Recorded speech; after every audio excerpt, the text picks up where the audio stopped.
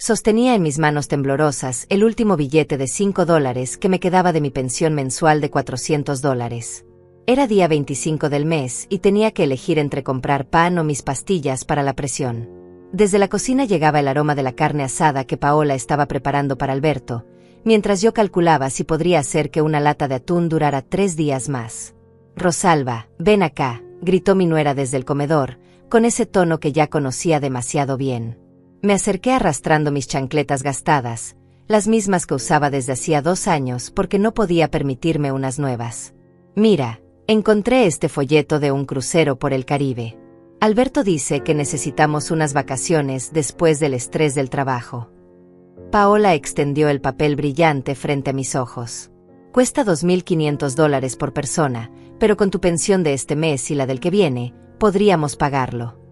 Sentí como si me hubieran vaciado el estómago de un golpe. Mi pensión completa de 2 meses para sus vacaciones, mientras yo había estado comiendo una sola vez al día durante semanas. «Pero Paola», murmuré con la voz quebrada, «este mes necesito comprar mis medicamentos y...». «Ay, mamá». Alberto apareció desde el sofá donde veía televisión en su pantalla de 65 pulgadas que habían comprado el mes pasado. «Siempre con lo mismo de los medicamentos. Los doctores solo quieren venderte pastillas que ni necesitas. Nosotros trabajamos como esclavos todo el año y merecemos descansar». Trabajar como esclavos. Él, que llegaba a casa a las 3 de la tarde de su oficina con aire acondicionado, y ella, que se quedaba durmiendo hasta las 11 de la mañana. Mientras yo me levantaba a las 5 para limpiar toda la casa, lavar su ropa, y tener el desayuno listo antes de que ellos despertaran. Además, continuó Paola mientras cortaba un trozo enorme de carne que costaba más que mi presupuesto semanal de comida, ya tiene 67 años. ¿Para qué quieres tanto dinero? Nosotros somos jóvenes, tenemos que aprovechar la vida. Miré mis manos arrugadas, manchadas por la edad y el trabajo constante. Manos que habían criado a ese hijo que ahora me veía como un cajero automático. Manos que habían trabajado 40 años limpiando casas ajenas para poder darle educación, ropa, comida y todos los caprichos que pidiera. «Pero necesito comer», susurré, sintiendo cómo se me cerraba la garganta. «Claro que comes», exclamó Alberto, señalando hacia la pequeña alacena donde guardaba mis latas de sardinas y mis paquetes de galletas saladas. «Ahí tienes comida. Y si no te alcanza, pues comes menos. Los viejos no necesitan comer tanto». Paola se rió con una carcajada que me helaba la sangre. «Es verdad, suegra. Mi abuela vivió hasta los 90 comiendo muy poco. Dicen que eso alarga la vida». Permanecí ahí de pie, sosteniendo todavía ese billete de $5, sintiendo como se me desplomaba el mundo. No era la primera vez que pasaba por esto. Cada mes, la misma rutina. Cada mes, entregaba mis $400 de pensión completos, y cada mes vivía de las sobras, de los restos, de las migajas de una vida que una vez fue mía. «Bueno, mamá», Alberto se estiró en el sofá de cuero italiano que habían comprado con mi pensión de 3 meses atrás. «Ve a buscar tu tarjeta para hacer la transferencia. Queremos reservar el crucero esta misma noche antes de que se agoten los cupos». Caminé hacia mi cuarto, ese espacio de 2 metros por 3 que me habían asignado en lo que una vez fue mi casa. La casa que compré con el seguro de vida de mi esposo, la casa donde crié a Alberto, la casa que ahora ellos consideraban suya mientras yo vivía como una inquilina que pagaba renta con su pensión completa. Me senté en el borde de mi cama individual, esa cama donde cada noche lloraba en silencio preguntándome qué había hecho mal como madre. ¿Cómo había criado a un hijo que me veía como un objeto descartable? ¿En qué momento mi amor incondicional se había convertido en su derecho adquirido de explotarme? Tomé la tarjeta de débito de mi pensión, esa pequeña pieza de plástico que representaba mi única fuente de ingresos, mi única posibilidad de dignidad, mi único medio de supervivencia. Y como cada mes, como una autómata programada para obedecer, me dirigí hacia ellos para entregar lo último que me quedaba. «Perfecto», gritó Paola cuando vio la tarjeta en mi mano. «Alberto, enciende la computadora. Vamos a reservar la suite con balcón. Total, mamá no necesita salir de la casa para nada». Era cierto. Hacía meses que no salía de casa, excepto para ir al mercado una vez por semana con mis $5 para comprar lo mínimo indispensable. No tenía dinero para el autobús, No tenía dinero para un café, no tenía dinero para nada que no fuera sobrevivir hasta la siguiente pensión que también les entregaría completa. Mientras Alberto tecleaba en su laptop de $1000, yo permanecía ahí parada, viendo cómo gastaban en 10 minutos lo que a mí me tomaba 2 meses ganar. Viendo cómo planeaban disfrutar bajo el sol del Caribe mientras yo estaría aquí, cuidando su casa, alimentando sus peces, regando sus plantas y sobreviviendo con latas de sardinas. «Listo», anunció Alberto con una sonrisa que no había visto dirigida hacia mí en años. «Crucero reservado. Gracias. Mamá. Eres la mejor». La mejor. Era la mejor cuando necesitaban dinero. Era la mejor cuando necesitaban que limpiara, cocinara, lavara, planchara. Era la mejor cuando tenían que presumir frente a sus amigos que cuidaban bien de su madre. Pero nunca era lo suficientemente importante como para merecer un plato de comida caliente o una palabra de cariño genuino. Esa noche, acostada en mi cama individual, con el estómago vacío y el corazón más vacío aún, miré hacia el techo agrietado de mi pequeño cuarto y me pregunté cuándo había perdido el derecho de ser tratada como un ser humano. Cuando mi amor de madre se había convertido en mi condena de por vida. No sabía que en pocos días, un accidente cambiaría todo. No sabía que descubriría algo que me haría cuestionar cada sacrificio, cada humillación, cada momento de hambre que había pasado por amor a un hijo que había aprendido a verme como su esclava personal.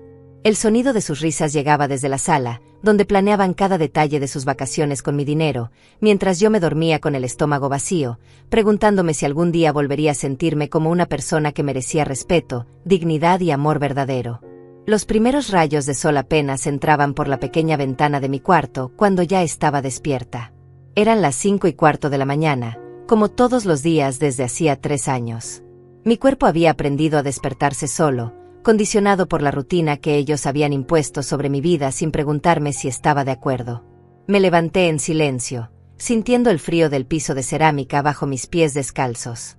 Mis articulaciones protestaron con ese dolor familiar que acompaña a los 67 años, especialmente cuando no tienes dinero para comprar los calmantes que el doctor te recomendó hace 6 meses.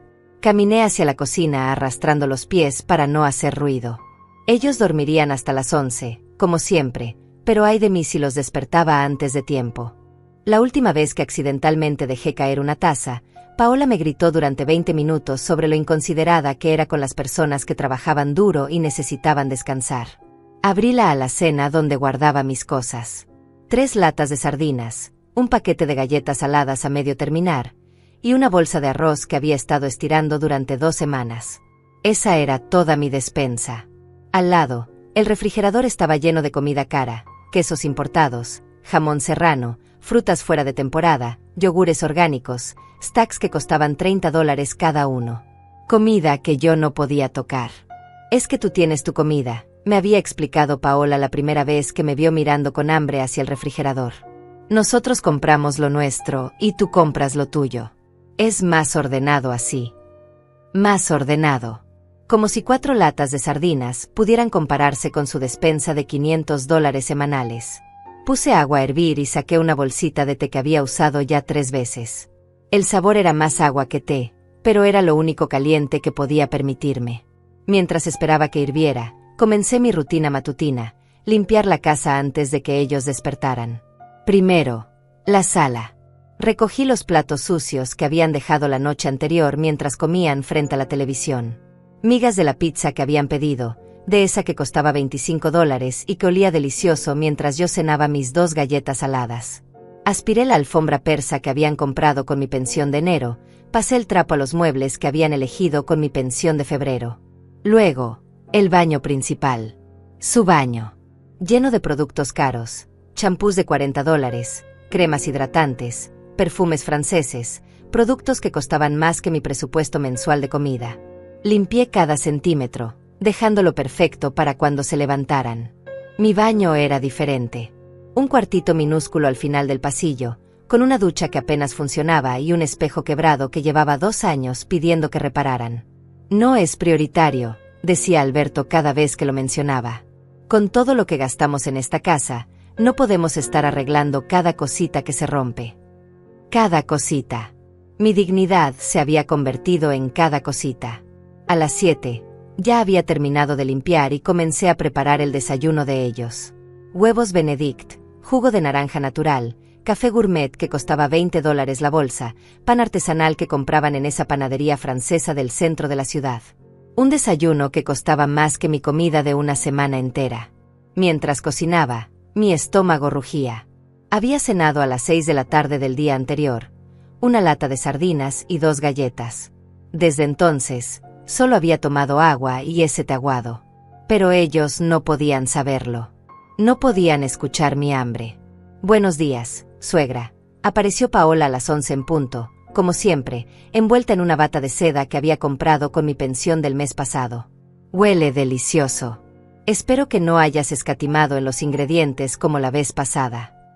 La vez pasada había usado 2 huevos en lugar de 3 para cada porción, tratando de que me alcanzara el dinero para comprar algo de comer para mí. Paola se había dado cuenta inmediatamente y me había sermoneado durante 1 hora sobre la importancia de no ser tacaña con la comida de los demás. No, Paola. Todo está exactamente como te gusta, respondí en voz baja, sirviendo los platos que habían comprado en el viaje que hicieron a Europa el año pasado. Con mi pensión, por supuesto. Alberto apareció minutos después, ya vestido con uno de sus trajes de $500.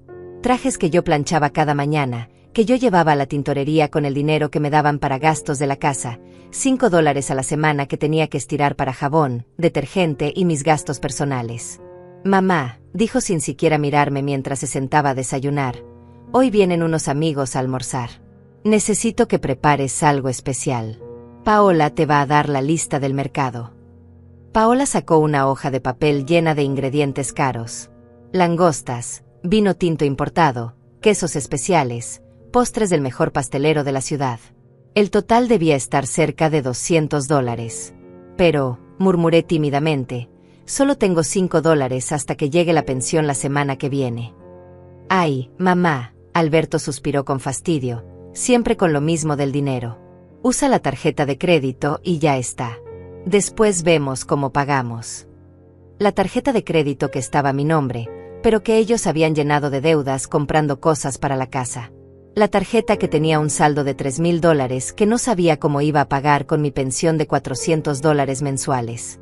Es importante causar buena impresión, agregó Paola, untando mantequilla francesa en su pan artesanal. Los amigos de Alberto son personas importantes. No podemos quedar mal. No podemos quedar mal. Como si yo fuera parte de ese nosotros cuando les convenía, pero desapareciera cuando se trataba de mi bienestar. Me dirigí hacia la puerta con la lista en la mano, sintiendo el peso de cada paso.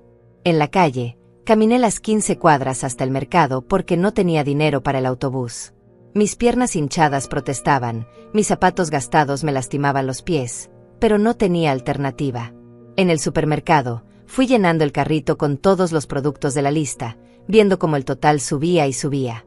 $215. Más de la mitad de mi pensión mensual para una sola comida a la que yo ni siquiera estaría invitada. Estarás en tu cuarto durante el almuerzo, me había dicho Alberto esa misma mañana. No queremos que nuestros invitados se sientan incómodos con ruidos o interrupciones. Incómodos conmigo. Con la mujer que había pagado cada centavo de esa casa, cada mueble, cada plato en el que comerían. Pero yo era la molestia, la que tenía que esconderse para que ellos pudieran brillar con mis sacrificios. De regreso en casa, pasé las siguientes 4 horas cocinando. Preparé cada plato con el cuidado que habían exigido, usando ingredientes que costaban más que mi comida de un mes. El aroma llenaba la casa, haciendo que mi estómago vacío se contrajera de dolor. A las 2 de la tarde llegaron los invitados. Desde mi cuarto, escuchaba sus risas, sus conversaciones sobre negocios, sus elogios a la comida que yo había preparado pero que Alberto y Paola recibían como si fuera obra suya. La casa está hermosa, escuché que decía una mujer. Tienen muy buen gusto para decorar. Gracias, respondió Paola. Nos costó mucho trabajo y dinero dejarlo todo perfecto, pero valió la pena. Mucho trabajo. Ella, que nunca había movido un dedo para limpiar. Mucho dinero, mi pensión, mi vida entera convertida en la comodidad de ellos. Permanecí encerrada en mi cuarto durante las siguientes 3 horas, escuchando cómo disfrutaban de la comida que yo había comprado y preparado, mientras yo mordisqueaba 2 galletas saladas tratando de calmar el hambre que me carcomía por dentro. Cuando finalmente se fueron los invitados, salí para limpiar. La mesa estaba llena de restos de langosta, copas manchadas de vino caro, platos con sobras de postres deliciosos. Estuvo perfecto, mamá, me dijo Alberto mientras se aflojaba la corbata. Mis amigos quedaron impresionados. Te felicito. Me felicitó como quien felicita a una empleada que había hecho bien su trabajo. No como un hijo agradecido, sino como un jefe satisfecho con el servicio recibido. Esa noche, mientras lavaba montañas de platos caros y limpiaba cada rastro de la fiesta que habían disfrutado sin mí, me pregunté cuándo exactamente había dejado de ser su madre para convertirme en su sirvienta personal. No sabía que en pocos días, cuando Alberto saliera en su auto deportivo, ese que habían comprado con mi pensión de 6 meses, un momento cambiaría todo. Un accidente que me obligaría a buscar entre sus cosas y descubrir la verdad que había estado ocultándose detrás de todas esas mentiras sobre necesidad y sacrificio. Por ahora, solo era una mujer de 67 años limpiando los restos de una vida que una vez fue suya, preguntándose si algún día volvería a sentarse a su propia mesa como la dueña de su propia casa. Era martes por la mañana cuando sonó el teléfono que cambiaría todo. Alberto había salido temprano en su Mercedes deportivo, ese que habían comprado con mi pensión de 6 meses, diciéndome que tenía una reunión importante de negocios. Paola seguía durmiendo, como siempre, envuelta en sábanas de seda que costaban más que mi ropa de todo un año. Yo estaba en la cocina, tratando de hacer que una bolsita de té durara su quinta preparación, cuando el sonido estridente del teléfono me hizo dar un salto. Llamadas a esa hora nunca traían buenas noticias. «Señora Rosalba Fontés», preguntó una voz profesional al otro lado de la línea. «Sí, soy yo», respondí con el corazón ya acelerándose. «Llamo del Hospital General. Su hijo Alberto ha sufrido un accidente automovilístico grave. Necesita que venga inmediatamente». Las palabras se estrellaron contra mi pecho como piedras. Alberto, mi hijo, a pesar de todo, a pesar de cómo me trataba, seguía siendo mi hijo. El bebé que había cargado en brazos, el niño que había criado sola después de que su padre muriera, el joven al que había dado todo, absolutamente todo. «¿Cómo está? ¿Está bien?», pregunté con la voz quebrada, aferrándome al auricular. «Está en cuidados intensivos, señora. Es todo lo que puedo decirle por teléfono. Por favor, venga lo antes posible». Colgué el teléfono con las manos temblorosas y corrí hacia el cuarto de Paola. La sacudí suavemente para despertarla, tratando de mantener la compostura. «Paola, despierta. Alberto tuvo un accidente. Tenemos que ir al hospital». Sus ojos se abrieron inmediatamente, pasando del sueño profundo a la alerta total en segundos. «¿Qué? ¿Cómo está? ¿Qué pasó?», gritó mientras saltaba de la cama. En el taxi hacia el hospital, esos $15 que tuve que sacar de mis últimos ahorros de emergencia, Paola lloraba histéricamente mientras yo trataba de mantenerme fuerte. Por primera vez en años, ella parecía verme como algo más que la empleada doméstica. Me agarraba la mano, buscando consuelo en mí. El hospital era un laberinto de pasillos blancos y olores a desinfectante. Cuando finalmente encontramos al doctor, las noticias fueron devastadoras. «Señora Fontés, su hijo ha sufrido traumatismo cráneoencefálico severo. Está en coma inducido. Los próximos días serán críticos. Hemos hecho todo lo que está en nuestras manos, pero ahora solo queda esperar». Coma. Esa palabra se repetía en mi cabeza como un eco interminable. Mi hijo, mi único hijo, estaba ahí tendido en esa cama llena de tubos y máquinas, sin saber si despertaría, sin saber si volvería a ser el mismo. Los siguientes días se difuminaron en una rutina de hospital, café malo y sillas incómodas. Paola y yo nos turnábamos para estar con Alberto, aunque ella siempre se las arreglaba para desaparecer cuando había que hablar de dinero con los doctores o resolver trámites administrativos. «Es que no entiendo esas cosas», decía cada vez que aparecía una cuenta médica. «Tú eres su madre, tú sabes manejar estos asuntos». Manejar estos asuntos. Como si yo tuviera la menor idea de cómo pagar tratamientos que costaban miles de dólares diarios. Como si mi pensión de $400 mensuales pudiera cubrir una factura de hospitalización que ya superaba los $20,000. Al quinto día, cuando el doctor me mostró el presupuesto para el tratamiento completo, sentí que el mundo se desplomaba bajo mis pies. $80,000. Una cifra que jamás había visto junta en mi vida, una cantidad que representaba más de 16 años completos de mi pensión. Necesitamos una respuesta pronto, señora Fontes, me dijo el doctor con gentileza pero firmeza. Sin el tratamiento, las posibilidades de recuperación de su hijo se reducen considerablemente. Esa noche regresé a casa desesperada. Paola se había quedado en el hospital, pero más que acompañar a Alberto, estaba hablando por teléfono con sus amigas, dramatizando la situación como si fuera la protagonista de una telenovela. Me senté en el sofá de la sala, ese sofá de cuero italiano que habían comprado con mi pensión, y por primera vez en años lloré sin tratar de contener el sonido.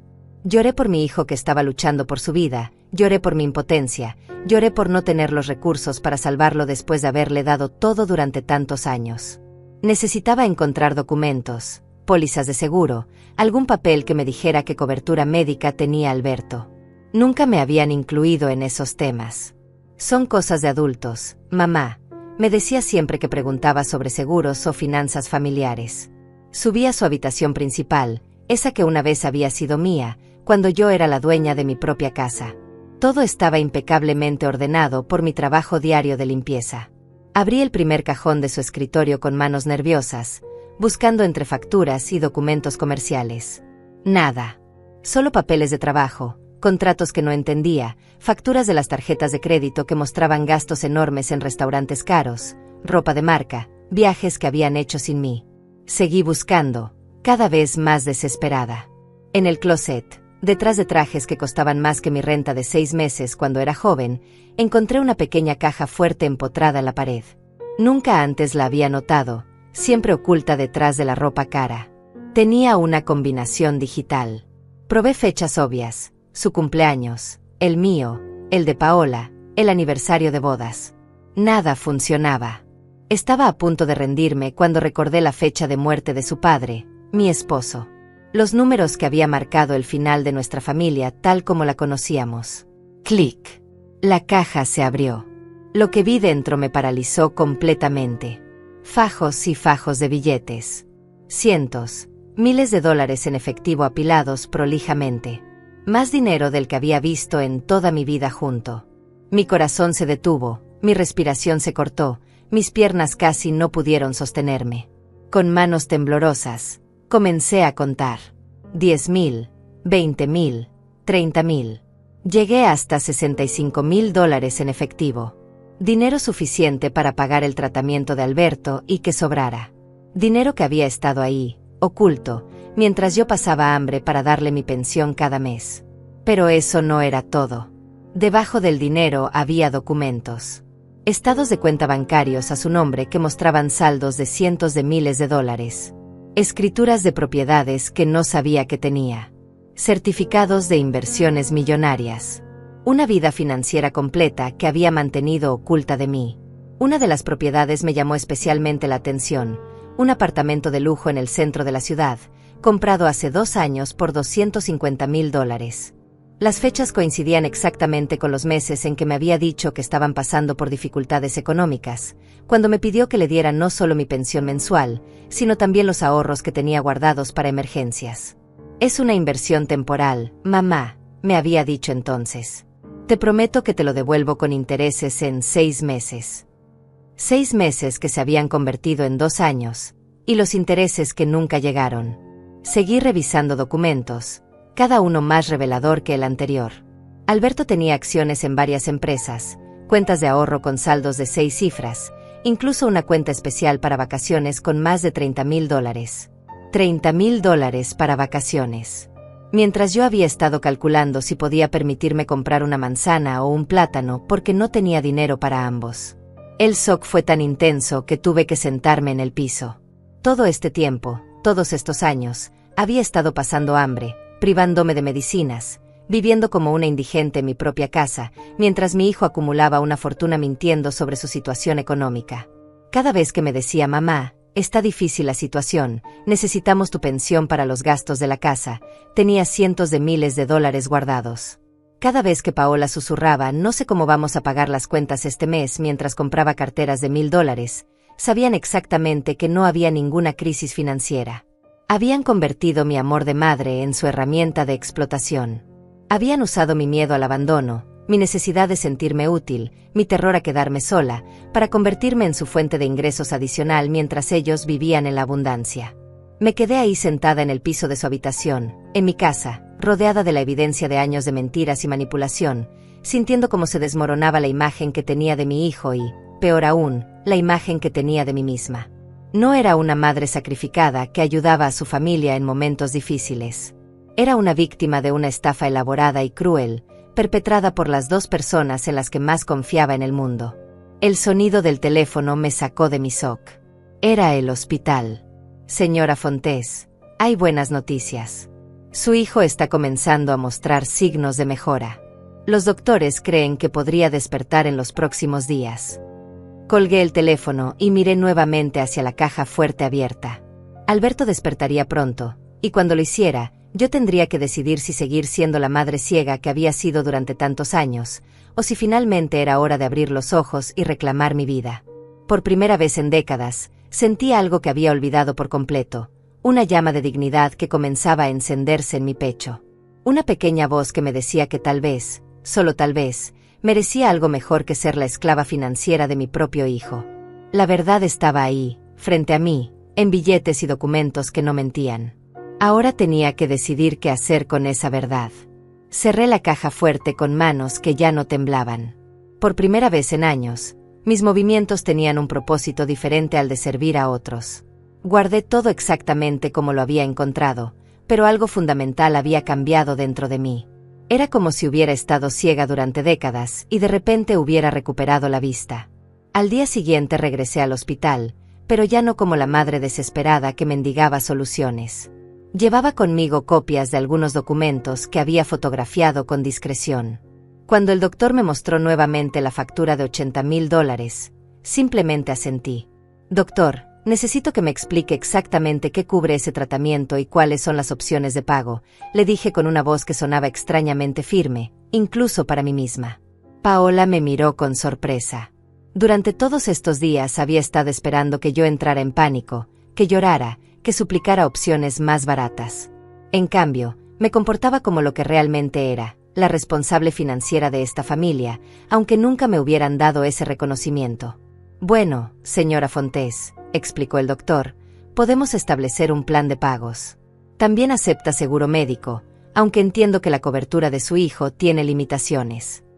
¿Qué limitaciones?, pregunté, aunque ya sospechaba la respuesta. Aparentemente él optó por el plan más básico para reducir costos mensuales. Cubre solo emergencias muy limitadas. Por supuesto. Alberto tenía cientos de miles de dólares en el banco, pero había elegido el seguro médico más barato posible. ¿Para qué pagar una buena cobertura médica cuando tenía a su madre como red de seguridad financiera gratuita? Entiendo, dije simplemente. Déjeme revisar las opciones y le confirmo mañana. Esa tarde, mientras Paola se quedó en el hospital haciendo drama frente a las enfermeras sobre lo difícil que era esta situación para ella, yo regresé a casa con un propósito claro. No era solo revisar más documentos, era comenzar a tomar control de mi propia vida. Primero, llamé a mi banco, algo que debería haber hecho años atrás. Buenos días, habla Rosalba Fontes. Necesito información sobre mi cuenta de pensión y las transferencias automáticas que se realizan cada mes. La empleada del banco fue muy amable. Claro, señora Fontes. Veo que tiene configurada una transferencia automática mensual de $400 hacia la cuenta de Alberto Fontes. ¿Desea hacer algún cambio? Sí, respondí, sintiendo cómo se me aceleraba el corazón. Quiero cancelar esa transferencia automática inmediatamente. ¿Está segura, señora? Esta transferencia ha estado activa durante más de 3 años. 3 años. 3 años de $400 mensuales. $14,400 que había entregado automáticamente, sin pensar, sin cuestionar. Dinero suficiente para haber vivido dignamente, para haber comprado mis medicinas, para haber comido bien, para haber tenido una vida. Completamente segura. Cancélela ahora mismo. Listo, señora. La transferencia automática ha sido cancelada. ¿Hay algo más en lo que pueda ayudarla? Sí, había mucho más. Quiero cambiar mi número PIN y necesito nuevas claves de acceso para mi banca en línea. También quiero saber si es posible bloquear temporalmente mi tarjeta de crédito. La tarjeta de crédito que ellos habían usado para sus compras, acumulando deudas que yo tendría que pagar con mi pensión. No más. Después de la llamada al banco, me senté en mi pequeño cuarto y hice algo que no había hecho en años, un presupuesto real de mis gastos. $400 mensuales solo para mí. Nunca había calculado cuánto necesitaba realmente para vivir con dignidad. Comida saludable, $120 mensuales. Medicinas, $80. Ropa básica, $30 mensuales. Transporte, $40. Gastos personales, $50. Total, $320. Me sobraban $80 cada mes para ahorros o emergencias. Era posible. Era completamente posible vivir con dignidad con mi pensión si no estuviera regalándola cada mes a personas que tenían más dinero que yo jamás vería en mi vida. Al día siguiente, Alberto mostró los primeros signos de despertar del coma. Las máquinas comenzaron a registrar más actividad cerebral, sus ojos se movían bajo los párpados cerrados. Los doctores estaban optimistas. Paola lloraba de alegría, aferrándose a mi brazo como si fuéramos las mejores amigas. Gracias a Dios, suegra. No sé qué habríamos hecho sin usted en estos días. Sin mi dinero, querría decir. Pero no dije nada. Todavía no. Esa tarde, mientras Paola había salido a comprar algo de comer, yo me quedé sola con Alberto. Seguía inconsciente, pero los doctores habían dicho que posiblemente podía escuchar. Me acerqué a su cama y, por primera vez en años, le hablé no como la madre sumisa que había sido, sino como la mujer que estaba aprendiendo a ser nuevamente. Alberto, le dije en voz baja, encontré tu caja fuerte. Vi todo el dinero, todos los documentos. Sé que has estado mintiendo durante años sobre tu situación económica. Su respiración se mantuvo constante, pero me pareció ver un pequeño movimiento en sus ojos. Voy a pagar tu tratamiento médico porque eres mi hijo y te amo. Pero después de esto, las cosas van a cambiar. No voy a seguir siendo tu fuente de ingresos mientras tú tienes cientos de miles de dólares guardados. Era extraño hablar con tanta claridad, con tanta firmeza, como si durante años hubiera estado hablando con la voz de otra persona, y finalmente hubiera encontrado la mía propia. He cancelado la transferencia automática de mi pensión. A partir de ahora, voy a usar mi dinero para vivir dignamente, como debería haber hecho siempre. Cuando llegó Paola, yo estaba sentada en la silla junto a la cama, con una expresión que debió haberle parecido diferente porque me miró con curiosidad. ¿Todo bien, suegra? Se ve distinta. Todo está bien, respondí. Solo estaba pensando en el futuro. Al día siguiente, Alberto finalmente despertó. Sus primeras palabras fueron mi nombre, y por un momento sentí el impulso de correr hacia él, de abrazarlo, de volver a ser la madre que dejaba todo por sus hijos. Pero me mantuve firme. Hola, hijo, le dije desde mi silla, sin levantarme inmediatamente. Mamá, su voz era débil pero clara. ¿Qué pasó? ¿Dónde estoy? Paola se abalanzó sobre él, llorando y besándolo, contándole sobre el accidente. Yo esperé a que se calmara la emoción inicial. Alberto, le dije cuando finalmente pudo enfocar su atención en mí, tuviste un accidente muy grave. Has estado en coma durante 2 semanas. El tratamiento médico cuesta $80,000. Sus ojos se llenaron de preocupación inmediatamente. Mamá, no tenemos ese dinero. Voy a tener que hablar con el seguro, ver si podemos conseguir un préstamo, no sé qué vamos a hacer. No te preocupes, le dije con una calma que me sorprendió incluso a mí. Ya revisé tus documentos financieros cuando busqué información del seguro. Sé que tienes suficiente dinero para pagar el tratamiento. Se hizo un silencio absoluto en la habitación. Alberto me miró como si no hubiera entendido bien lo que dije. Paola se puso pálida. ¿Qué documentos, mamá?, preguntó Alberto con voz cuidadosa. Los documentos de tu caja fuerte, respondí sin alterarme.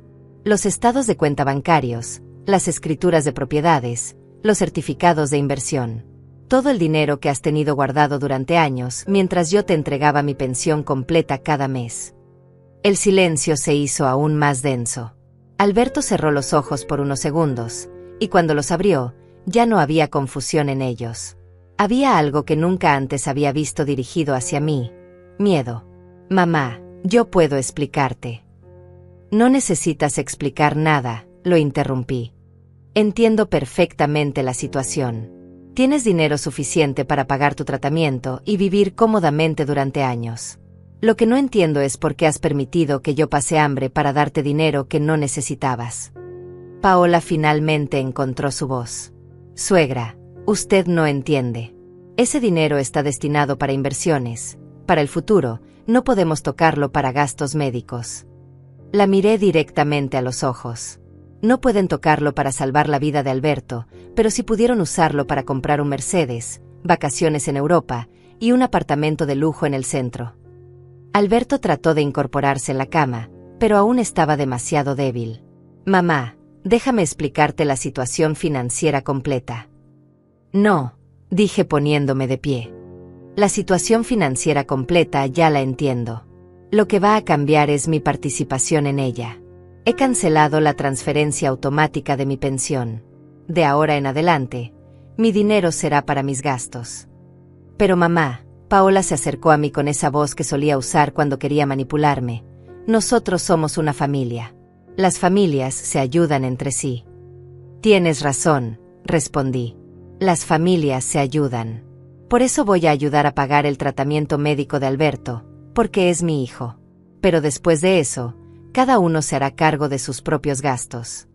Me dirigí hacia la puerta, pero antes de salir me volví una última vez. Alberto, cuando salgas del hospital, tenemos que hablar sobre los arreglos de vivienda. Es hora de que conversasen sobre quién vive dónde y bajo qué condiciones. Salí de esa habitación sintiendo algo que había olvidado durante años: el poder de tomar mis propias decisiones. Por primera vez en décadas, no estaba preguntando permiso, no estaba pidiendo perdón, no estaba justificando mis necesidades básicas. Estaba, simplemente, comenzando a ser dueña de mi propia vida otra vez. Los días siguientes fueron los más extraños de mi vida. Por primera vez en años, despertaba cada mañana sin la urgencia automática de servir a otros. Mi cuerpo seguía levantándose a las 5 de la mañana, condicionado por la rutina, pero ahora tenía una hora completa para mí misma antes de que ellos despertaran. Preparé mi propio desayuno. Huevos revueltos de verdad, no las sobras que solía comer. Pan tostado con mantequilla, no las galletas saladas rancias. Café real, no agua con sabor a té usado 5 veces. Por primera vez en años, comencé el día alimentada. Cuando Paola bajó a las 11 esperando encontrar su desayuno servido, se encontró conmigo sentada tranquilamente en el comedor, terminando mi segunda taza de café. ¿Y mi desayuno?, preguntó con esa mezcla de confusión e indignación que ya conocía bien. En la cocina tienes todos los ingredientes que necesitas, respondí sin levantarme de mi silla. Pero usted siempre me prepara el desayuno, insistió, como si fuera un derecho adquirido. Siempre lo hacía cuando creía que ustedes tenían dificultades económicas y necesitaban mi ayuda. Ahora sé que pueden permitirse contratar quien les cocine, o aprender a hacerlo ustedes mismos. Se quedó ahí parada, procesando que la dinámica había cambiado. Probablemente por primera vez en 3 años, tuvo que prepararse su propia comida. Esa tarde visité a mi vecina Florencia, algo que no había hecho en meses por falta de tiempo y dinero para socializar. Florencia tenía 65 años, era viuda como yo, pero había mantenido control sobre su vida y sus finanzas. Rosalba, me dijo apenas me vio, te ves diferente. Hay algo distinto en tu cara. Le conté todo. La caja fuerte, el dinero, los documentos, las mentiras de años. Florencia escuchó en silencio, asintiendo de vez en cuando, sin juzgar pero tampoco fingiendo sorpresa. ¿Sabes qué es lo más triste de todo esto?, me dijo cuando terminé de contar. Que no me sorprende. Hace años que veo cómo te tratan, cómo vives, y me preguntaba cómo era posible que no tuvieras dinero para nada cuando les das toda tu pensión. ¿Por qué nunca me dijiste nada? Porque no me habrías escuchado, respondió con gentileza. Cuando alguien está atrapado en una situación así, tiene que darse cuenta por sí mismo. Si yo te hubiera dicho que tus hijos te estaban explotando, habrías dejado de hablarme para defenderlos. Tenía razón. Habría defendido a Alberto y Paola incluso contra la evidencia, porque mi identidad completa estaba construida alrededor de ser la madre sacrificada que todo lo daba por sus hijos. ¿Qué piensas hacer ahora?, preguntó Florencia. No lo sé exactamente, pero sé que no voy a seguir viviendo como he vivido estos años. Florencia sonrió. Tienes 67 años, Rosalba. No es demasiado tarde para tener una vida propia. De regreso a casa, encontré a Paola hablando por teléfono con alguien, claramente agitada. No, mamá, no sé qué le pasa. Se está comportando muy raro desde el accidente de Alberto. Ayer no me preparó el desayuno y hoy ni siquiera limpió la casa. Sí, creo que el shock del accidente la afectó mentalmente. Me quedé escuchando desde el pasillo. Entonces esa era su explicación, que yo había perdido la razón debido al trauma. Que mi decisión de dejar de ser su empleada gratuita era una crisis nerviosa. Entré al comedor donde estaba hablando. Paola, cuando termines de hablar, necesitamos conversar. Colgó el teléfono rápidamente, con cara de culpabilidad. Siéntate, le dije, algo que nunca antes había hecho. Siempre había sido ella quien me daba órdenes. Tenemos que hablar sobre cómo van a ser las cosas de ahora en adelante. Suegra, si está molesta por algo que hicimos. No estoy molesta, la interrumpí. Estoy tomando decisiones. Alberto sale del hospital mañana. Cuando regrese, quiero que ambos entiendan las nuevas reglas de esta casa. ¿Nuevas reglas? Pero suegra, esta es nuestra casa. Esta es mi casa, dije con una firmeza que me sorprendió. La casa que compré con el seguro de vida de mi esposo. La casa a la que ustedes se mudaron temporalmente hace 3 años y nunca se fueron. Paola se puso pálida. Pero usted dijo que podíamos quedarnos el tiempo que necesitáramos. Cuando creía que realmente tenían necesidades económicas. Ahora sé que tienen más de $200,000 en propiedades e inversiones. Ya no necesitan mi caridad. Se levantó de la silla bruscamente. No puede echarnos. Alberto es su hijo. No los estoy echando, respondí con calma. Les estoy dando la oportunidad de decidir si quieren vivir aquí bajo nuevas condiciones, o si prefieren usar su dinero para conseguir su propio lugar. ¿Qué condiciones? Pago de alquiler. $400 mensuales, que es exactamente lo que me han estado quitando de mi pensión. Participación equitativa en los gastos de la casa. Y contratación de servicio doméstico, porque yo ya no voy a ser su empleada. Paola me miró como si hubiera perdido completamente la razón. ¿Servicio doméstico? ¿Alquiler? Somos familia. Exacto, respondí. Somos familia. Y en las familias sanas, todos contribuyen según sus capacidades. Ustedes tienen capacidades económicas que han estado ocultando durante años. Esa noche, mientras Paola llamaba frenéticamente a Alberto al hospital para contarle sobre nuestra conversación, yo me senté en mi sala, en mi casa, planeando mi futuro. Por primera vez en años, tenía dinero en mi cuenta bancaria. Mi pensión completa de $400, que había llegado esa mañana y permanecía intacta. Dinero que podía usar para comprar comida real, para pagar mis medicinas, para vivir con la dignidad que merecía. Al día siguiente fui al hospital a buscar a Alberto. Estaba visiblemente nervioso, evitando mi mirada. Durante el viaje en taxi de regreso a casa, finalmente rompió el silencio. Mamá, Paola me contó sobre la conversación que tuvieron ayer. Y creo que hay algunos malentendidos que podemos aclarar. Sobre el dinero, sobre los arreglos de la casa. No hay malentendidos, Alberto, dije sin voltearlo a ver. Hay hechos. Tienes más de $60,000 en efectivo en una caja fuerte, más cientos de miles en inversiones. Durante 3 años me has dicho que tenían dificultades económicas mientras yo pasaba hambre para darte mi pensión completa. Pero mamá, ese dinero está destinado para emergencias, para inversiones a largo plazo. Perfecto, lo interrumpí. Úsalo para pagar alquiler y gastos en la casa, o para conseguir su propio lugar. Eso también es una inversión a largo plazo, en su independencia. El resto del viaje transcurrió en silencio. Cuando llegamos a casa, Alberto se dirigió inmediatamente a su habitación, seguramente a verificar que su caja fuerte no hubiera sido tocada. Esa noche cenamos juntos por primera vez en semanas. Pero esta vez, yo no serví la comida. Había preparado mi propia cena y los dejé que se las arreglaran solos. Alberto comió en silencio, claramente incómodo. Paola alternaba entre miradas de resentimiento e intentos de conversación normal.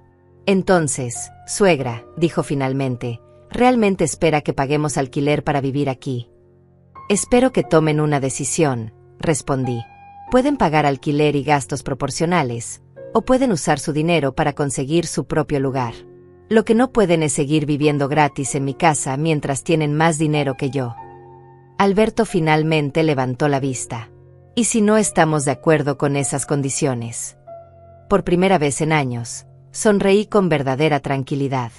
Entonces tendrán 30 días para encontrar otro lugar donde vivir. El silencio que siguió fue diferente a todos los silencios anteriores.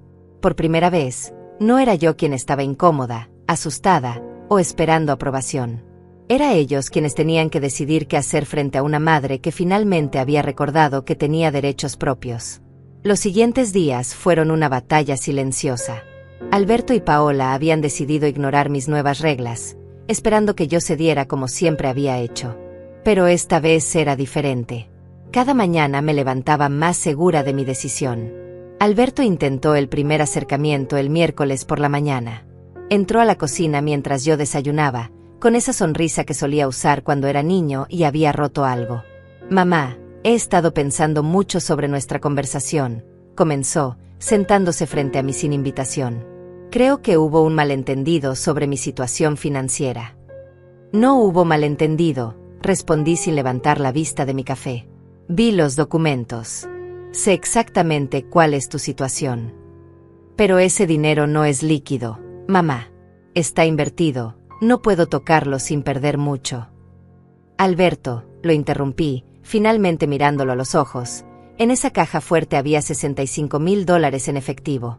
Dinero completamente líquido. Su sonrisa se desvaneció. Durante varios segundos no supo qué decir. Ese dinero es para emergencias. ¿Y tu tratamiento médico no fue una emergencia? ¿Mis medicinas no son emergencias? Mi alimentación no es emergencia. Se quedó callado. Por primera vez en años, no tenía una respuesta manipulativa preparada. Paola intentó una táctica diferente esa tarde. Llegó con bolsas del supermercado y comenzó a sacar ingredientes caros. Suegra, le compré todo lo que le gusta para que nos prepare esa pasta especial que hace tan rica, dijo con voz melosa. Qué considerada, respondí sin moverme del sofá donde estaba leyendo un libro. Estoy segura de que te va a quedar deliciosa cuando la prepares. Yo. Pero usted sabe que yo no sé cocinar esas cosas complicadas. Entonces es un buen momento para aprender, dije, pasando la página de mi libro. Se quedó ahí parada con los ingredientes en las manos, esperando que yo cediera por lástima. Cuando se dio cuenta de que no iba a hacerlo, guardó todo con movimientos bruscos y se encerró en su habitación. El viernes intentaron la táctica del chantaje emocional. Llegaron al comedor donde yo cenaba tranquila y se sentaron frente a mí con caras serias. Mamá, comenzó Alberto, Paola y yo hemos estado hablando, y francamente estamos preocupados por ti. ¿Preocupados? ¿Por qué? Tu comportamiento desde el accidente ha sido muy extraño, continuó Paola. Es como si fueras una persona diferente. Pensamos que tal vez necesitas ayuda profesional. Los miré a ambos con calma. Ayuda profesional porque decidí dejar de ser su empleada gratuita. No es eso, mamá, insistió Alberto. Es que siempre has sido tan generosa, tan dedicada a la familia. Ahora pareces egoísta. Egoísta. Esa palabra que habían usado durante años para controlarme cada vez que intentaba pensar en mis propias necesidades. ¿Egoísta porque quiero comer todos los días? ¿Egoísta porque quiero comprar mis medicinas? ¿Egoísta porque no quiero pasar hambre mientras ustedes acumulan dinero? Mamá, no dramatices. No estoy dramatizando, respondí con voz firme. Estoy estableciendo límites que debería haber puesto hace años. Alberto cambió de estrategia. Si es por dinero, podemos darte una mesada semanal. $20 para tus gastos personales. $20. Menos de lo que ellos gastaban en una sola comida en restaurante. No quiero una mesada, Alberto. Quiero que respeten mi derecho a usar mi propia pensión para mis propios gastos. Pero nosotros también tenemos gastos, protestó Paola. El mantenimiento de la casa, la comida, los servicios. Gastos que pueden pagar perfectamente con su dinero, respondí. O pueden mudarse a un lugar más barato si consideran que esta casa es muy costosa para ustedes. Esa noche escuché sus voces alteradas desde mi habitación. Estaban planeando algo, pero ya no me importaba que fuera. Por primera vez en años, tenía mi puerta cerrada con llave. Había cambiado la cerradura esa misma tarde. El sábado llegó mi hermana Martina desde otra ciudad. No la esperaba, pero apenas la vi en la puerta supe que Alberto y Paola la habían llamado. Rosalba, me dijo con esa voz que usaba cuando éramos niñas y ella creía saber más que yo. Vine porque estoy muy preocupada por ti. Preocupada. Alberto me llamó. Me contó que has estado comportándote muy extraño, que ya no cuidas la casa, que les estás cobrando alquiler a tus propios hijos. La invité a pasar y le serví café en la sala. Martina miró alrededor con aprobación. Tienes una casa hermosa, Rosalba. Alberto y Paola han hecho un buen trabajo manteniéndola. Esta casa la compré yo con el seguro de vida de mi esposo, le aclaré. Y la he mantenido yo con mi trabajo y mi pensión durante años. Bueno, pero ellos también contribuyen. Martina, la interrumpí, ¿sabes cuánto dinero tiene Alberto guardado? Le conté todo. La caja fuerte, los documentos, los años de mentiras. Martina escuchó en silencio, y vi cómo su expresión cambiaba de condescendencia a sorpresa, y finalmente a indignación. $65,000 en efectivo, repitió cuando terminé. Más cientos de miles en inversiones y propiedades. Y te ha estado quitando toda tu pensión diciendo que tenía problemas económicos.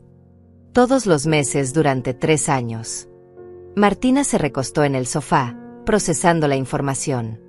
Rosalba, esto es abuso financiero. Esas palabras, abuso financiero, resonaron en mi mente. Nunca lo había visto de esa manera, pero era exactamente eso. ¿Qué te dijeron cuando te llamaron?, pregunté.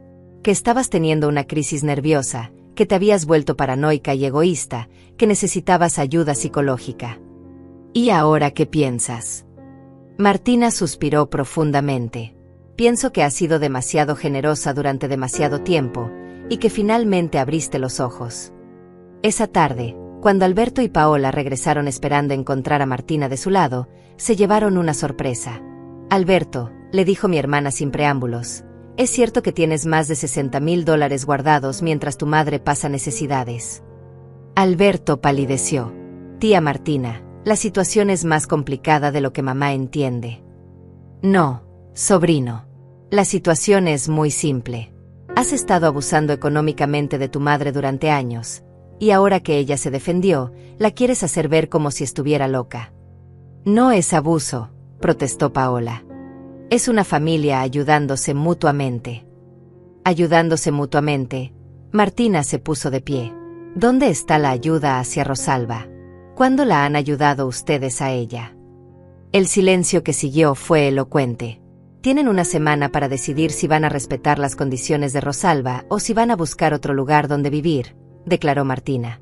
Y si intentan manipularla o chantajearla emocionalmente, van a tener que vérselas conmigo también. Después de que se fueron a su habitación, Martina y yo nos quedamos hablando hasta tarde. ¿Sabes qué es lo más triste de todo esto?, me dijo antes de irse. Que probablemente si Alberto te hubiera pedido ayuda honestamente de vez en cuando, tú se la habrías dado con gusto. Pero eligieron mentirte y explotarte sistemáticamente. Tenía razón. Si mi hijo hubiera venido a mí con la verdad, si me hubiera dicho mamá, tengo dinero pero me gustaría que me ayudes con algunos gastos, yo habría ayudado dentro de mis posibilidades. Pero había elegido el engaño, la manipulación, la explotación de mi amor maternal. Esa noche me acosté sintiéndome más fuerte que nunca.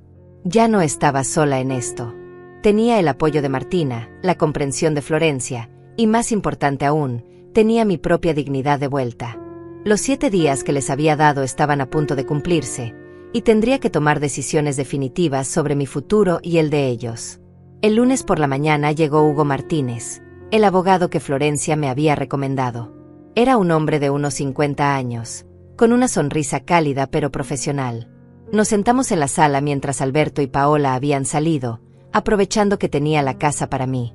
Señora Fontes, comenzó Hugo después de revisar los documentos que le había mostrado, lo que me está contando constituye claramente abuso financiero hacia una persona mayor. Es más común de lo que la gente piensa, y lamentablemente suele ocurrir dentro de las mismas familias. Escuchar esas palabras de un profesional me dio una extraña sensación de alivio. No estaba loca, no estaba siendo dramática. Lo que había vivido tenía nombre y era reconocido legalmente como una forma de abuso. ¿Qué opciones tengo?, pregunté. Varias. Primero, esta casa está completamente a su nombre, según veo en la escritura. Usted tiene todo el derecho de establecer condiciones para quien vive aquí y bajo qué términos. ¿Pueden obligarme a mantenerlos? Absolutamente no. Un hijo adulto con recursos económicos propios no tiene derecho legal a ser mantenido por su madre. De hecho, podríamos incluso explorar la posibilidad de recuperar parte del dinero que le han quitado durante estos años. La idea de recuperar mi dinero nunca se me había ocurrido. ¿Es posible eso? Depende de cómo queramos manejarlo. Pero primero, ocupémonos de establecer su derecho a vivir tranquila en su propia casa. Hugo me ayudó a redactar un documento formal, un contrato de arrendamiento que establecía claramente los términos bajo los cuales Alberto y Paola podían seguir viviendo en mi casa.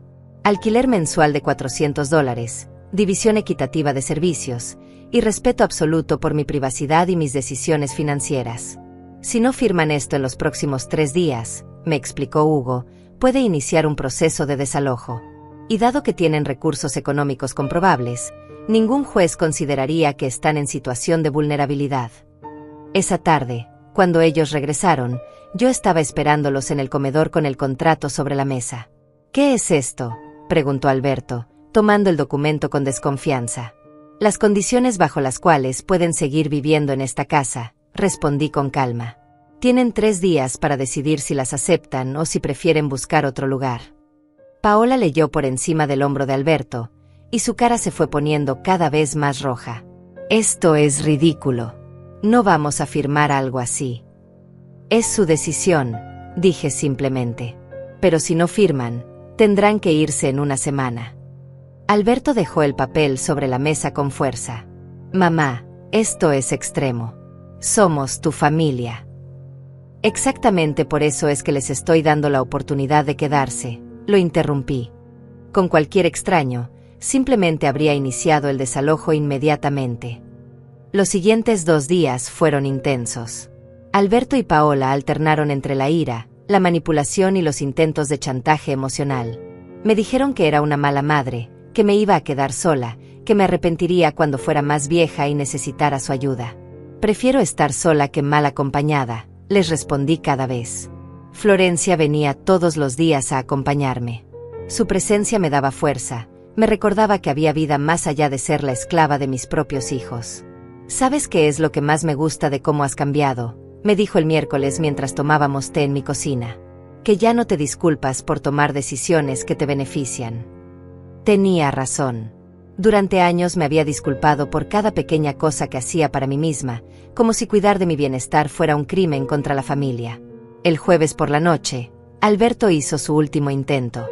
Se presentó en mi habitación con lágrimas en los ojos, algo que no había visto desde que era adolescente. Mamá, no puedes hacernos esto. Soy tu único hijo. Precisamente por eso me duele tanto lo que han hecho, le respondí. Te crié para que fueras un hombre honorable, no para que explotaras a tu madre. No te hemos explotado. Alberto, lo interrumpí. Durante 3 años me has quitado $400 mensuales diciéndome que tenían problemas económicos. Esos son $14,400 que me robaste con mentiras. Mientras tanto, tenías más dinero guardado del que yo veré en toda mi vida. Pero yo pensé que tú querías ayudarnos. Ayudar sí, Alberto. Pero ayudar basándome en la verdad, no en mentiras. Si me hubieras dicho, mamá, tengo dinero pero me gustaría que contribuyeras con algo para los gastos, habríamos negociado algo justo. Pero eligieron el engaño. Se quedó callado por un momento. ¿Qué quieres que hagamos para arreglar esto? Quiero que firmen el contrato y que empiecen a tratarme como la dueña de esta casa que soy. Quiero respeto, no lastima. Quiero honestidad, no manipulación.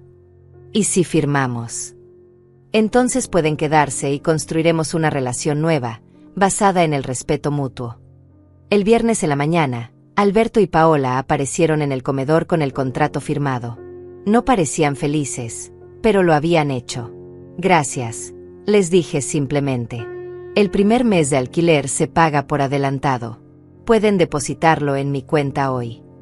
Paola respiró profundo, claramente conteniendo su ira. ¿Cuándo quiere que empecemos con los nuevos arreglos? Inmediatamente, respondí. A partir de mañana, cada uno se hace cargo de su propia comida y limpieza. Los gastos comunes se dividirán en 3 partes iguales. Esa noche, por primera vez en años, cené en mi comedor, en mi casa, con mi dinero, sin tener que pedir permiso a nadie. Había comprado un pequeño filete, papas nuevas, y una botella de vino que costaba más que mi presupuesto semanal de comida de los últimos 3 años. No era venganza. Era simplemente vivir con la dignidad que siempre debería haber tenido. Mientras cortaba el filete perfectamente cocido y tomaba un sorbo de vino, pensé en lo extraño que era haber necesitado llegar a los 67 años para aprender a valorarme a mí misma. Pero tal vez nunca es demasiado tarde para recuperar el respeto propio. Alberto y Paola estaban en la cocina, preparando su propia cena por primera vez en años. Los escuchaba discutir sobre quién iba a cocinar y limpiar. Me daba igual. Ya no era mi problema. Mi único problema de ahora en adelante, era vivir la vida que me quedaba con la dignidad que merecía. Y por primera vez en décadas, sentía que eso era posible. El contrato firmado estaba sobre la mesa del comedor, junto a mi copa de vino y mi cena caliente. Un símbolo de que finalmente había aprendido que el amor verdadero no se basa en el sacrificio de la dignidad propia, sino en el respeto mutuo.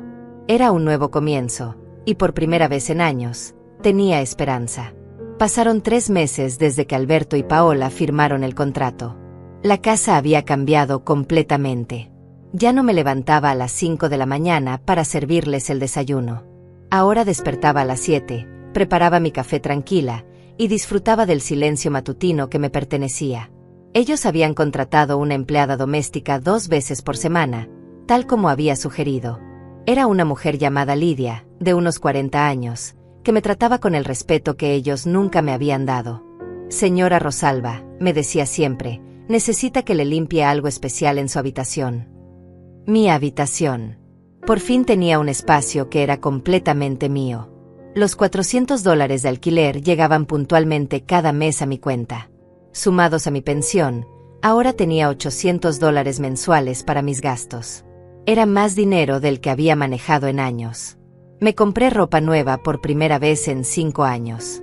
Nada extravagante, pero vestidos cómodos, zapatos que no me lastimaban los pies, un abrigo para el invierno.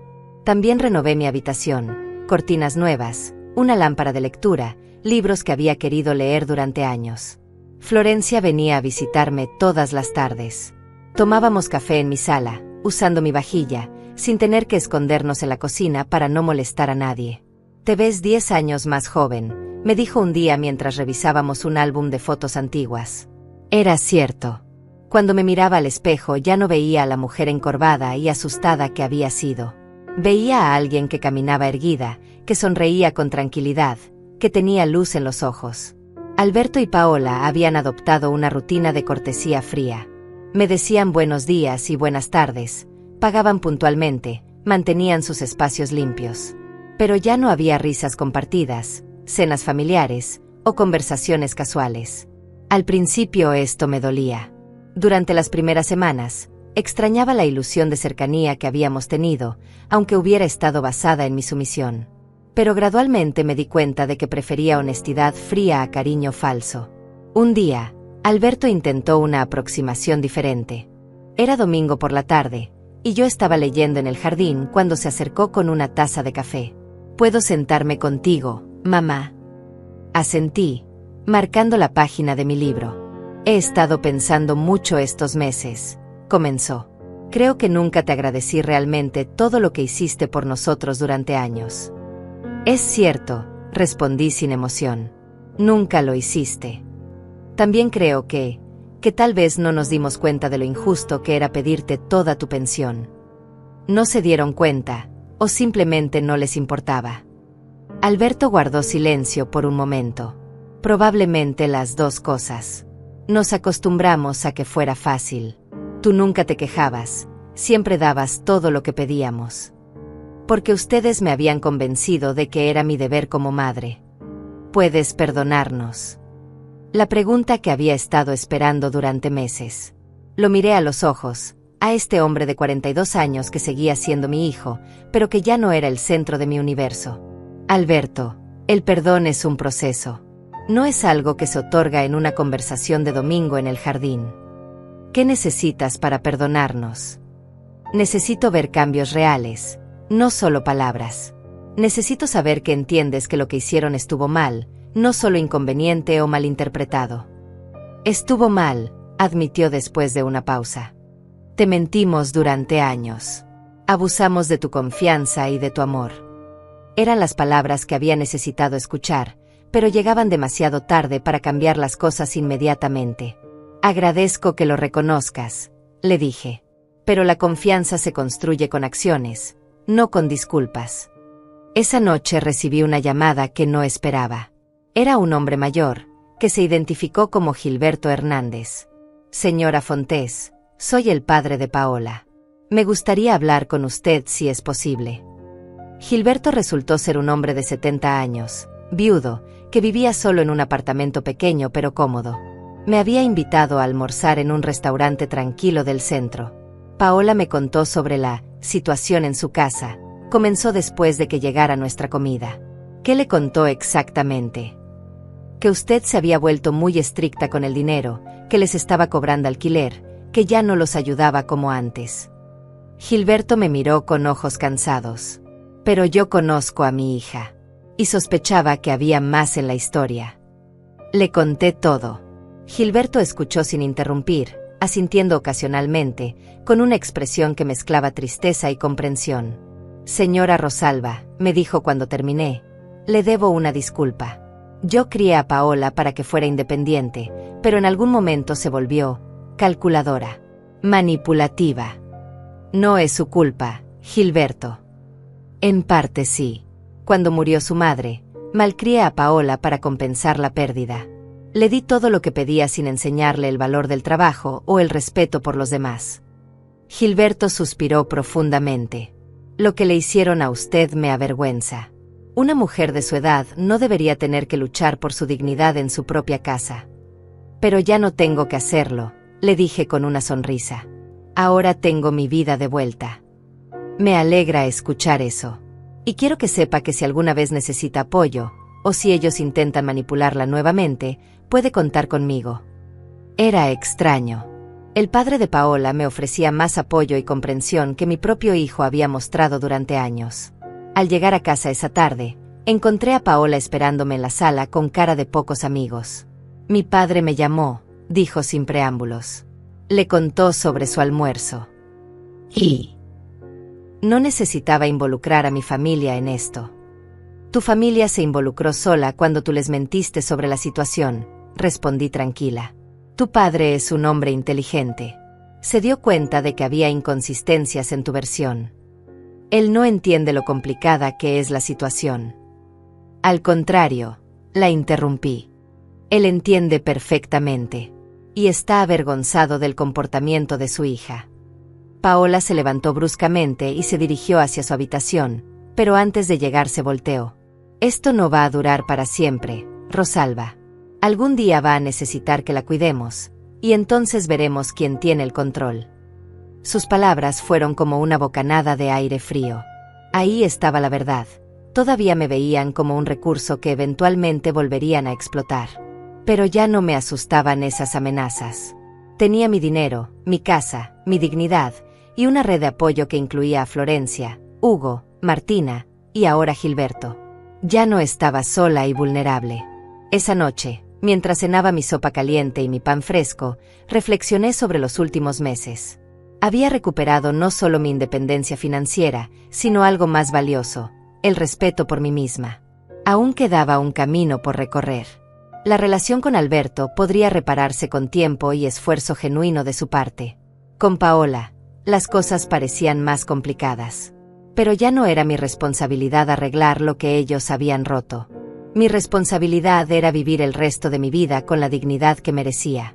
Y por primera vez en años, sentía que eso no solo era posible, sino inevitable. Un año había pasado desde el accidente que cambió mi vida. Era un martes soleado de primavera, y estaba regando las flores que había plantado en mi jardín. Flores que había elegido yo, pagado con mi dinero, y cuidado con mis manos por el simple placer de verlas crecer. Alberto se acercó desde la casa con una carta en la mano. «Mamá, llegó esto para ti». Era una invitación de boda. Una de mis vecinas se casaba a los 70 años con un hombre que había conocido en un grupo de baile. Al leer la invitación, sonreí pensando en todas las cosas que creemos imposibles hasta que alguien nos demuestra lo contrario. «¿Vas a ir?», preguntó Alberto. «Por supuesto. ¿Por qué no habría de ir?». «No sé, pensé que tal vez te parecería extraño, una boda de personas mayores». Lo miré con curiosidad. «Alberto, tengo 68 años, no 88. Todavía puedo disfrutar de las celebraciones». Había cosas que habían cambiado entre nosotros durante este año. Alberto ahora me hablaba con respeto, pagaba puntualmente el alquiler y ocasionalmente intentaba conversaciones genuinas. Pero aún había una distancia, una pérdida de confianza que tal vez nunca se repararía completamente. Paola, por el contrario, había mantenido su actitud fría y resentida. Cumplía con los términos del contrato porque no tenía alternativa, pero cada interacción estaba cargada de hostilidad apenas contenida. 3 meses atrás había pasado algo que confirmó mis sospechas sobre ella. Había encontrado a Paola revisando mis estados de cuenta bancarios que había dejado sobre mi escritorio. «¿Qué estás haciendo con esos papeles?», le pregunté desde la puerta. Solo me preguntaba cómo estaban sus finanzas», respondió con la cara roja de la vergüenza. «Mis finanzas están perfectas, gracias. Y son privadas». Desde entonces, guardaba todos mis documentos importantes en una caja fuerte que había instalado en mi habitación. La ironía no se me escapaba. Ahora yo era quien tenía secretos financieros, pero por protección, no por engaño. La semana pasada, Florencia me había hecho una propuesta interesante. «Rosalba, ¿has pensado en viajar?». «¿Viajar? ¿A dónde?». «A cualquier lugar que siempre hayas querido conocer. Tienes dinero ahorrado, salud y tiempo. ¿Qué te lo impide?». No había pensado en eso. Durante tantos años había vivido en modo de supervivencia que la idea de hacer algo por placer puro me parecía extraña. «Podríamos ir juntas», continuó Florencia. «Hay un tour por Europa para personas de nuestra edad. 3 semanas, hoteles cómodos, comidas incluidas». La idea comenzó a tomar forma en mi mente. Europa. Lugares que había visto solo en fotografías, culturas diferentes, la libertad de despertar cada día sin tener que servir a nadie más que a mí misma. «¿Cuánto cuesta?». $3,000 por persona. Era mucho dinero, pero tenía ahorros suficientes. En este año había logrado guardar más de $2,000, además de los gastos normales y algunos lujos que me había permitido. «Déjame pensarlo», le dije, pero ya sabía cuál sería mi respuesta. Esa noche, durante la cena, les comenté casualmente sobre el viaje. «¿Europa?», preguntó Alberto con sorpresa. «¿Estás segura de que es buena idea a tu edad?». «¿Qué tiene que ver mi edad?». «Bueno, es que son muchas horas de vuelo, mucho caminar, idiomas diferentes». «Alberto, tu edad no es excusa para dejar de vivir. Es razón para aprovechar cada oportunidad». Paola intervino con su tono habitual de desdén. «¿Y si te pasa algo lejos? ¿Quién se va a hacer cargo?». «Me haré cargo yo misma, como he estado haciendo toda la vida», respondí con calma.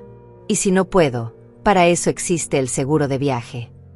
«Pero el dinero», comenzó Alberto. «El dinero es mío», lo interrumpí. «Y puedo gastarlo en lo que quiera». La expresión de sus caras me divirtió. Seguían sin acostumbrarse a que yo tuviera agencia sobre mi propia vida. Al día siguiente llamé a Florencia. «Reserva el viaje. Nos vamos a Europa». Las siguientes semanas fueron de preparativos emocionantes. pasaporte renovado, maletas nuevas, ropa cómoda para caminar, una cámara fotográfica que había querido tener durante años. Alberto se volvió extrañamente atento durante este periodo. Me ayudaba con los trámites, me preguntaba sobre mis planes, incluso me sugirió algunos lugares que debería visitar. ¿Por qué tanto interés?, le pregunté un día. No sé, creo que me gusta verte emocionada por algo, respondió con una sonrisa genuina que no había visto en años. Era cierto. Estaba emocionada como una adolescente. Cada noche leía guías de viaje, planeaba qué ver en cada ciudad, imaginaba las fotografías que tomaría. El día antes del viaje, Alberto pidió hablar conmigo en privado. Mamá, quiero decirte algo antes de que te vayas. Nos sentamos en el jardín, entre mis flores que ahora estaban en plena floración. Este año he aprendido mucho viéndote cambiar, comenzó. Al principio pensé que estaba siendo injusta, dramática, pero ahora entiendo que simplemente estabas recuperando tu vida. Es cierto, respondí, y ha sido el mejor año que he tenido en mucho tiempo. Me da vergüenza admitir cuánto tiempo me tomó darme cuenta de que te estábamos tratando mal. No como a una madre, sino como a una empleada. Una empleada a la que no le pagaban, agregué con una sonrisa. Alberto se rió, pero era una risa triste. Sí, exactamente eso. ¿Sabes qué es lo que más me duele de todo esto?, le dije. No es el dinero que perdí, ni siquiera la comodidad que me quitaron. Es que durante años dejé de ser una persona en mis propios ojos. Me convertí solo en una función, la que limpia, la que cocina, la que da dinero. ¿Puedes perdonarme algún día? Alberto, el perdón no es algo que se otorga de una vez para siempre. Es algo que se construye día a día, con acciones consistentes que demuestran cambio real. Entiendo. Y quiero que sepas que voy a seguir trabajando para merecerlo. Al día siguiente, Florencia y yo partimos hacia el aeropuerto. Por la ventana del taxi vi mi casa alejarse, esa casa que había estado a punto de perder emocionalmente, pero que ahora era verdaderamente mía otra vez. En el avión, mientras sobrevolábamos el océano rumbo a una aventura que había creído imposible a mi edad, reflexioné sobre el camino recorrido. Un año atrás era una mujer invisible en su propia vida, que se disculpaba por existir, que creía que su único valor estaba en lo que podía dar a otros. Ahora era alguien que tomaba decisiones, que establecía límites, que se regalaba experiencias extraordinarias. ¿En qué piensas?, me preguntó Florencia, viendo mi sonrisa. En que a veces necesitas perder todo para darte cuenta de lo que realmente mereces. ¿Y qué mereces? Respeto. Dignidad. La libertad de usar mi dinero en flores para mi jardín o en un viaje a Europa. La tranquilidad de saber que nunca más voy a pasar hambre para que otros vivan en lujo. El avión voló hacia la noche, llevándome hacia aventuras que había soñado pero nunca creído posibles. Llevándome, sobre todo, hacia una versión de mí misma que había perdido durante años y que finalmente había recuperado. No era demasiado tarde para vivir. No era demasiado tarde para elegir. No era demasiado tarde para ser, simplemente, Rosalba Fontés, una mujer de 68 años que había aprendido que el amor propio no es egoísmo, sino la base de toda relación saludable. Las nubes pasaban por la ventana mientras yo volaba hacia mi nueva vida, una vida donde yo era la protagonista de mi propia historia, no un personaje secundario en la historia de otros. Y por primera vez en décadas, el futuro se veía lleno de posibilidades infinitas.